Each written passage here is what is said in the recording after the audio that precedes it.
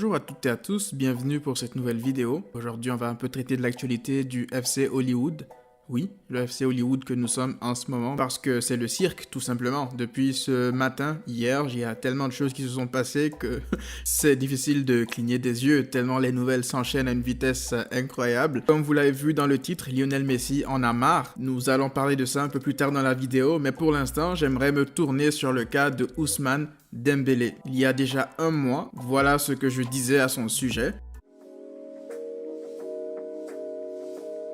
Depuis son arrivée au FC Barcelone, Ousmane Dembélé a manqué, tenez-vous bien, un total de 58 matchs. Est-ce que vous vous rendez compte de ce chiffre? C'est quasiment l'équivalent d'une saison entière manquée par Dembélé, c'est beaucoup trop. Je pense que si ça ne lui provoquait pas une fracture de la mâchoire, même Abu Dhabi serait en train de rigoler en ce moment.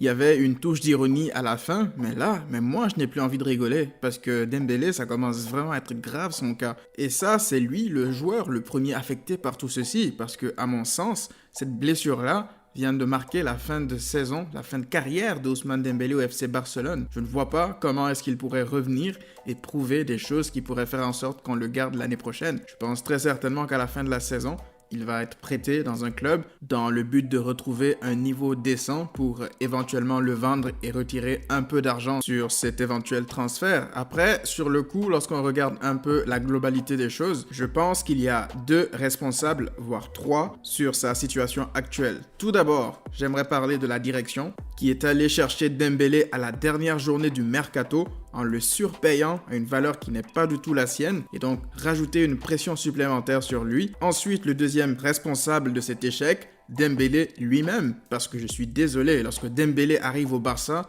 sa première, même sa deuxième année, il a une hygiène de vie déplorable. Comment est-ce que tu peux réaliser ton rêve de jouer dans un club comme le FC Barcelone et arriver en retard aux entraînements où il y a des légendes telles que Messi et autres? Je suis sûr que si nous tous ici, dans cette vidéo, avions la chance de jouer un jour au FC Barcelone, de signer un contrat avec eux, même pour les plus inconscients d'entre nous, on arriverait minimum 1 heure, voire 2 heures à l'entraînement pour les plus fous. Et Dembélé, lui, j'ai l'impression qu'il n'a pas du tout réalisé ça et il faisait ce qu'il voulait. Résultat, il a perdu du temps, il a perdu de la crédibilité parce que tout le temps qu'il a passé ces 2 premières saisons à faire n'importe quoi, c'est du temps qu'il a perdu au niveau de sa crédibilité envers les fans. Les seules fois où il a pu enchaîner des matchs, il a été très inconstant. Et c'est pour ça que je disais que la troisième raison de cet échec est peut-être Valverde. Et même là, je n'ai pas envie vraiment de tomber sur Valverde là-dessus parce que je me dis que même si Valverde ne donnait aucune consigne à ses joueurs et que le fond de jeu était inexistant,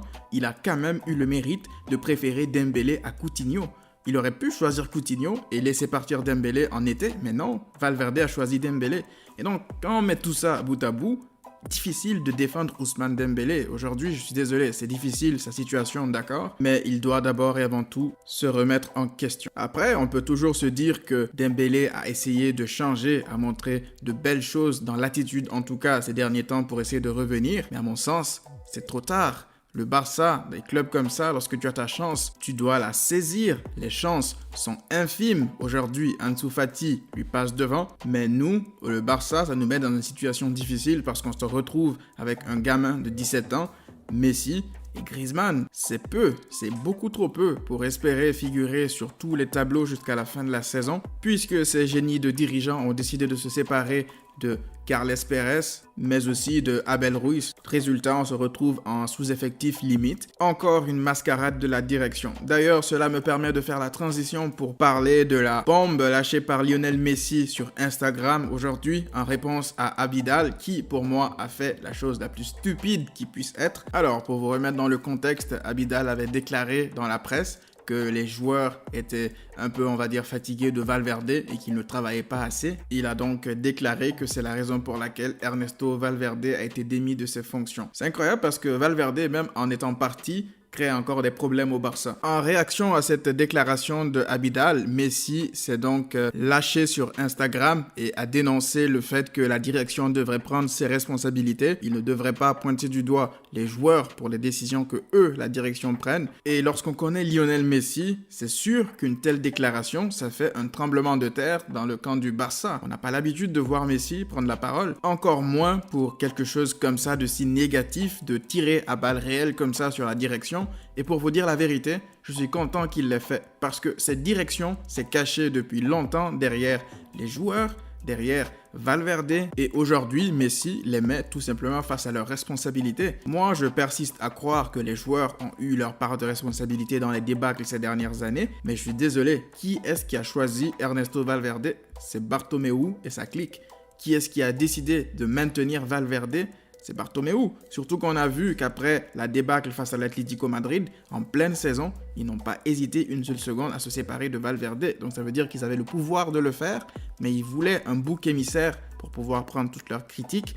Et aujourd'hui, ils se retrouvent comme ça, attaqués par Messi publiquement. Ils n'ont nulle part où se cacher. Il va falloir qu'ils prennent leurs responsabilités. Ça m'étonnerait que Abidal survive à ça, même si on ne sait jamais, hein, il peut très bien continuer jusqu'à la fin de la saison.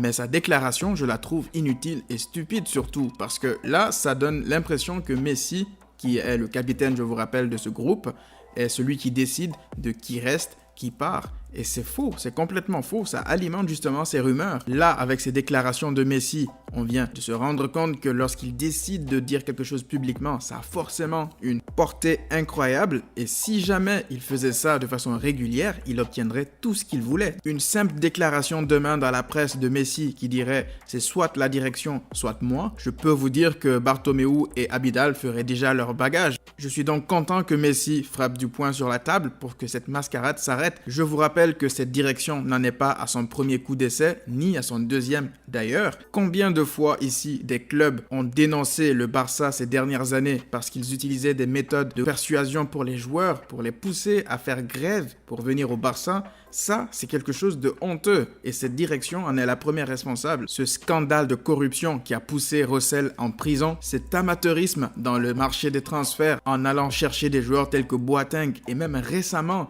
Cédric Bakambu qui joue en Chine, le fait de subtiliser Malcolm à l'AS Roma pour le brader ensuite une année plus tard en gâchant sa carrière et en pourrissant la relation avec les autres clubs. Ils sont allés chercher un entraîneur tel que Valverde pour justement être le bouc émissaire de toute leur magouille. Et aujourd'hui, puisque Valverde n'est plus là, il faut qu'ils cherchent un autre bouc émissaire et c'était les joueurs. Et je suis content que Messi frappe du poing sur la table comme ça parce qu'aujourd'hui, ils vont se mettre devant leurs responsabilités tout simplement. Étant donné que cela arrive en pleine saison, en deuxième partie de saison même, la personne qui me fait le plus pitié dans toute cette histoire, c'est Quique Setién. On lui a filé un cadeau empoisonné, le même cadeau empoisonné que Xavi a refusé à raison.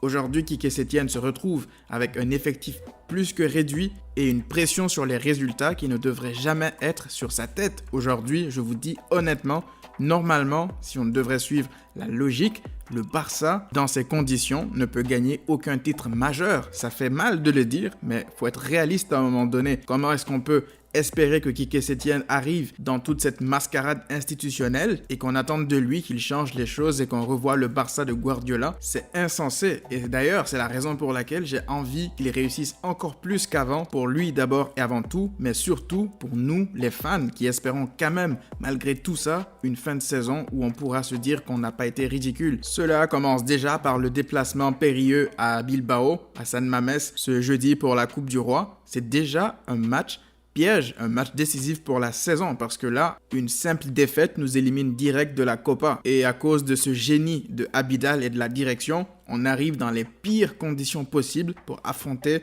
l'Athletic Bilbao dans son antre. Je voulais vous faire un avant-match avant tout ceci pour vous dire que j'étais quand même confiant et que je pense qu'on allait éliminer l'Athletic Bilbao, mais là, je suis moins optimiste qu'avant. Alors je ne dis pas qu'on ne va pas se qualifier, mais j'ai juste moins de certitude. Le peu de certitude que j'avais, je viens de le perdre avec cette direction-là. Donc j'espère de tout mon cœur que Setién nous fera une masterclass et qu'il réussira à nous qualifier malgré tous ces clowns qui sont derrière lui dans la direction, parce que là, c'est la pire des conditions possibles pour un entraîneur. Pour terminer, cette déclaration de Messi, en règle générale, on pourrait la voir comme quelque chose de négatif pour l'image du club, mais pour nous, les fans, c'est peut-être quelque chose de positif si on veut faire dégager cette direction. Peut-être qu'il fallait un coup de pied dans la fourmilière pour faire bouger les choses pour que Bartomeu soit fragilisé en vue des prochaines élections. Je pense même que si jamais aujourd'hui Victor Font décidait de lancer une motion de censure, il y aurait de grandes chances qu'elle puisse aboutir pour mettre cette direction à la porte. Vous, dans les commentaires, dites-moi qu'est-ce que vous en pensez. Qu'est-ce que vous pensez d'abord de Ousmane Dembélé, de sa nouvelle blessure, et aussi qu'est-ce que vous pensez de cette déclaration de Messi à l'encontre de Eric Abidal et de tout ce cirque. Moi, pour ma part, je suis quand même choqué de voir à quel point la direction a envie de gagner ce titre du FC Hollywood par rapport au Bayern Munich du passé. Et là, il s'enfonce, il continue encore à aller plus loin dans la médiocrité. Et c'est l'image du club qui en ressort ternie. On se retrouve très rapidement pour le débrief d'après-match de la rencontre de Copa face à l'Athletic Bilbao, en espérant qu'on puisse se qualifier. Le débrief arrivera très certainement vendredi matin. D'ici là, on n'oublie pas de liker, de partager et de s'abonner. Ça donne beaucoup de force à la chaîne. On se retrouve très bientôt. D'ici là, prenez tous soin de vous et à très vite.